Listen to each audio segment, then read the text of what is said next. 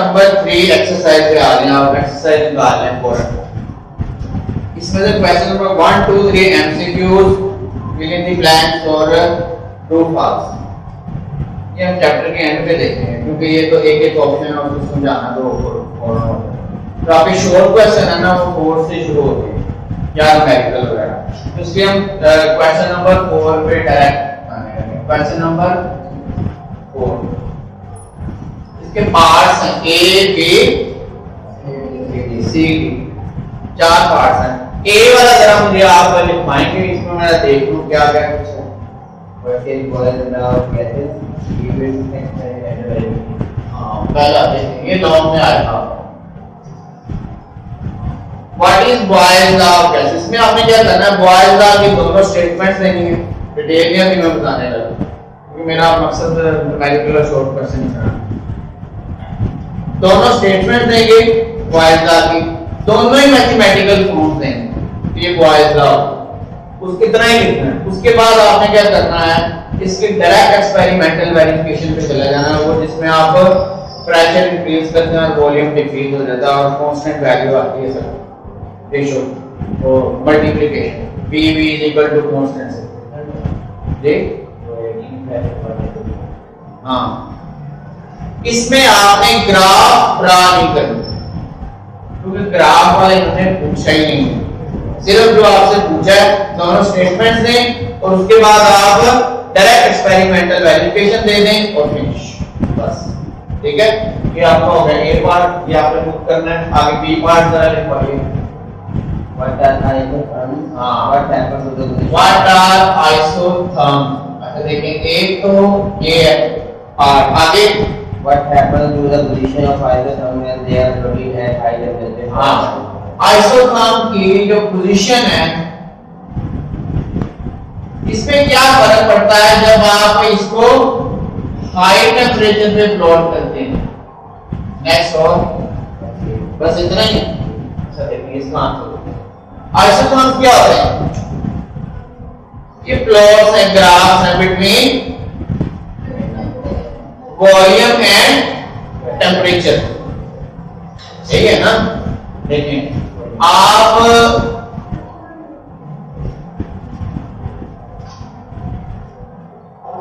Volume and pressure है।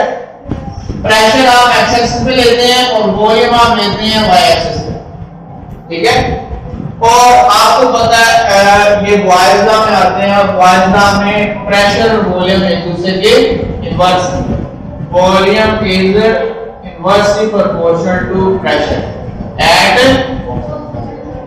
temperature and number of moles। ये दोनों वैल्यूज कांस्टेंट हैं। अब इनवर्स रिलेशन के लिए हमेशा आपके पास एक कर्व आता है। कर्व किसी भी शेप का होता है, इसमें इस तरह का आता है। सो अ प्लॉट बिटवीन और a graphical representation between pressure and volume at constant temperature, ये लाजमी मेंशन करना है। Is isotherm. Iso mean same, therm mean heat same, temperature same पे इन दोनों वेरिएबल्स के दरमियान जो ग्राफ आपके पास आएगा वो आइसोथर्म कहलाता है।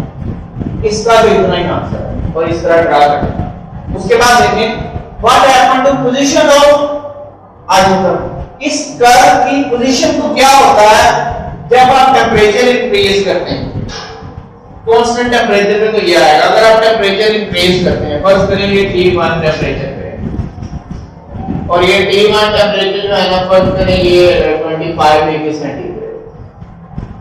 इस टेम्परेचर को आप 50 कर देते हैं, इंक्रीज हो गया ना। अब 50 पर क्या होगा, वॉल्यूम ज्यादा होगा, प्रेशर वाल्व होगा, तो दोनों एक्सिस से ये अवे चला जाएगा। यानी कि जो वैल्यू इस प्रेशर पे इस टेम्परेचर पे यहां पे आ रही है वो इधर आएगी वॉल्यूम की, और प्रेशर की भी अवे आएगी तो ये ऐसे कब चला जाएगा। T2 50 degree centigrade. It move away from both axis. दोनों एक्सिस से ये आगे चला जाएगा। रीजन क्या है, at higher temperature volume of the gas will be more, जिसकी वजह से ये आगे शिफ्ट हो जाएगा। ठीक है, इतना आपने आंसर देना तो यहाँ पर पूरा हो गया। ये शॉर्ट में आ रहा है। ये भी हो गया पार्ट ऑफ। यहां से नहीं समझ आया तो पूछ लेना। बताएं सी Why do we get a straight line and pressure constructed on a gas or floating against inverse of volume? हाँ सी वाला पार्ट है why do we get a Straight line. Straight line. Straight line क्यों आती है आपके पास? Pressure is acting on a gas or floating against inverse of volume. One over volume ये और This straight line changes its position in the graph by varying the temperature. Position जो है ना इसकी चेंज हो जाती है। इसको आपने जस्टिफाई करना है। ये दो पार्ट है पर्सन। पहले का होता है प्रेशर और इनवर्स वॉल्यूम में स्ट्रेट लाइन क्यों आती है। अभी आपने पढ़ा है ये देखिए प्रेशर और वॉल्यूम इनवर्स है। प्रेशर और वॉल्यूम इनवर्स। प्रेशर बढ़ाएंगे तो वॉल्यूम डिक्रीज हो जाएगा, इनवर्स है ना। लेकिन वॉल्यूम का इनवर्स वो इंक्रीज होगा। प्रेशर और वॉल्यूम ये दोनों इनवर्स हैं। प्रेशर बढ़ाएंगे वॉल्यूम कम होगा, ये इंक्रीज होगा तो ये डिक्रीज होगा, इनवर्स है। तो कर्व आएगा जैसे पीछे आपने पढ़ा। इसका इनवर्स ले लें, प्रेशर और इसका इनवर्स। अब प्रेशर बढ़ाएंगे तो इनवर्स भी बढ़ेगा, इनवर्स बी के अपोजिट है। अब दोनों इंक्रीज होते हैं। जब दोनों वैल्यूज इंक्रीज हो तो आपके पास स्ट्रेट लाइन आएगी, या दोनों डिक्रीज हो ये भी स्ट्रेट लाइन आएगी। तो आप इन दोनों के अंदर, क्योंकि ये दोनों डायरेक्ट रिलेशन में है, इनका अगर आप प्रेशर इधर लें और 1 और बी इधर लें तो 1 और बी आप एक्सेस लें, प्रेशर इधर लें तो आपके पास एक स्ट्रेट लाइन आ गई एट टी डिमांड टेंपरेचर। ये पहले पार्ट का तो आंसर आ गया। ठीक है, सेकंड पार्ट क्या है?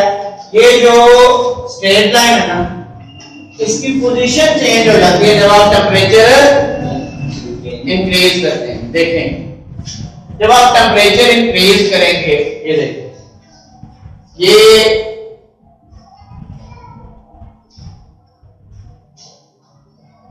ये ना एक सिलेंडर है, ये इसका पिस्टन है, ये मूवेबल है, इसमें गैस एनक्लोज है, ये इसका वॉल्यूम है इतना मिलीवा। इसको आप यहां से हीट करना शुरू करें, बताएं वो पिस्टन ऊपर जाएगा ना। मतलब टेम्परेचर इंक्रीज करने से वॉल्यूम हुआ इंक्रीज, वॉल्यूम इंक्रीज हुआ तो 1 और c क्या हुआ इंक्रीज। तो उसी प्रेशर पे फर्स्ट करें, ये प्रेशर आपके पास इतना, इस प्रेशर पर इतनी वैल्यू थी पहले। अगर आप टेम्परेचर इंक्रीज करते हैं इसी प्रेशर पर 1 over v की वैल्यू टेम्परेचर इंक्रीज करने से डिक्रीज होगी। पहले इसकी वैल्यू इतनी थी 1 over v, टेम्परेचर इंक्रीज करने से इसकी वैल्यू आ गई लो, टेम्परेचर इंक्रीज करने से 1 over v डिक्रीज हुआ। तो अब ये वैल्यू इस प्रेशर पे यहां पे आ रही है, ये ठीक है। तो अब ऐसे लाइन आएगी आपके पास, यानी कि ये ऐसे होगा, पहले ये थी, अब इसी प्रेशर पर 1 over v ये आ रही है वैल्यू जो कम है, यहां से देखिए पहले इतनी थी अब इतनी आई। तो जब आप इस पॉइंट पे ये ग्राफ ड्रा करेंगे तो ये वाली स्ट्रेट लाइन है प्रेशर एक्सिस की तरफ शिफ्ट हो जाएगी। बस इतना आपने बताना, आगे समझ। ये आपका सी पार्ट। डी पार्ट क्या है? How will you explain that the value of constant k in the equation p is equal to k and more? हाँ जी आ जाओ। डी वाला p v is equal to constant, एक तो ये है, क्या बोला हमने?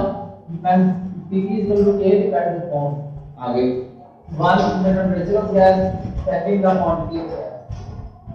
हाँ, एक है क्या temperature of gas, temperature of gas, और दूसरा क्वांटिटी ऑफ गैस।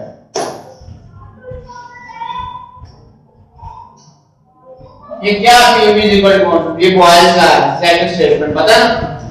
अब देखिए जरा बॉयल्स का जब आप पढ़ते हैं तो कौन सी चीजें दो कांस्टेंट रखते हैं, temperature absolute and number of mole. Number of mole में अमाउंट ऑफ गैस, ये क्वांटिटी ऑफ गैस, ये दोनों आप कांस्टेंट रखेंगे तो इनका प्रोडक्ट कांस्टेंट आएगा। तो कहता है एक्सप्लेन करें कि टेम्परेचर कांस्टेंट आपको रखना पड़ेगा ताकि ये आप वैल्यू उसकी कांस्टेंट रख सकें। अच्छा फर्स्ट करें, आप टेम्परेचर इंक्रीज करते हैं, क्या करते हैं, टेम्परेचर जो है ना वो आप इंक्रीज करते हैं, बढ़ा दिया। जब आप टेम्परेचर इंक्रीज करेंगे ना, प्रेशर आपको कांस्टेंट रखना पड़ेगा, वो तो मस्ट रखना, आपको प्रेशर कांस्टेंट रखना। क्यों,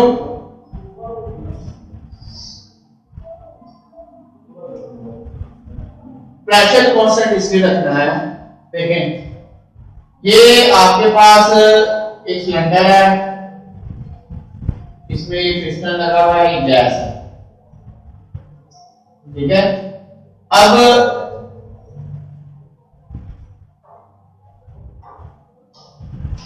इसका कोई खास टेम्परेचर है, इसका टेम्परेचर आप इंक्रीज करें तो ये पिस्टन ऊपर चला जाएगा। कब जाएगा, जब प्रेशर कांस्टेंट रहेगा, समझ आई। अगर आप इसको फिक्स कर देते हैं तो जो आप हीट दे रहे हैं ना वो अंदर एब्जॉर्ब हो रही है, कोलिजन बढ़ा रही है, प्रेशर बढ़ जाएगा। प्रेशर जब बढ़ेगा तो फिर ये कांस्टेंट नहीं आएगा, इसलिए प्रेशर को कांस्टेंट रखना पड़ेगा आपको। प्रेशर को जब कांस्टेंट रखेंगे तो उसके लिए लाजमी है वॉल्यूम बढ़े, क्योंकि पिस्टन जितना आप इसको हीट करेंगे ना प्रेशर बढ़ेगा, पिस्टन ऊपर जाकर उसको रिलीज कर देगा, प्रेशर इक्वल हो जाएगा, चेंज नहीं होगा। तो मतलब जब आप टेम्परेचर इंक्रीज करेंगे प्रेशर कांस्टेंट पे वॉल्यूम इंक्रीज हो जाएगा। प्रेशर कांस्टेंट और वॉल्यूम इंक्रीज हो गया तो ये कैसे कांस्टेंट आएगा, नहीं आएगा ना। दोनों फैक्टर, एक कांस्टेंट है ये बढ़ गया, ठीक है, एक टेम्परेचर पर इनकी वैल्यू आ गई सेम कांस्टेंट, आपने टेम्परेचर बढ़ा दिया, ठीक है, पीछे आपने पढ़ा है टेम्परेचर बढ़ा दें तो फिर भी ये वैल्यू कांस्टेंट आती है, P1 V1 P2 V2, दो डिफरेंट कंडीशन पे। लेकिन यहाँ पर प्रेशर आप कांस्टेंट रख रहे हैं तो वॉल्यूम बढ़ रहा है, जब वॉल्यूम बढ़ेगा तो इन दोनों का प्रोडक्ट कांस्टेंट नहीं आएगा, जब कांस्टेंट नहीं आएगा तो बॉयल्स का अप्लाई नहीं होगा, इसलिए आपको टेम्परेचर कांस्टेंट रखना पड़ेगा। टेम्परेचर कांस्टेंट रखेंगे, प्रेशर भी कांस्टेंट, वॉल्यूम भी कांस्टेंट, फिर आपके पास ये आंसर आएगा, ठीक है। या टेम्परेचर कांस्टेंट रख के आप प्रेशर और वॉल्यूम को चेंज करें तो भी कांस्टेंट आएगा, टेम्परेचर कांस्टेंट लाते। दूसरा क्वांटिटी ऑफ गैस,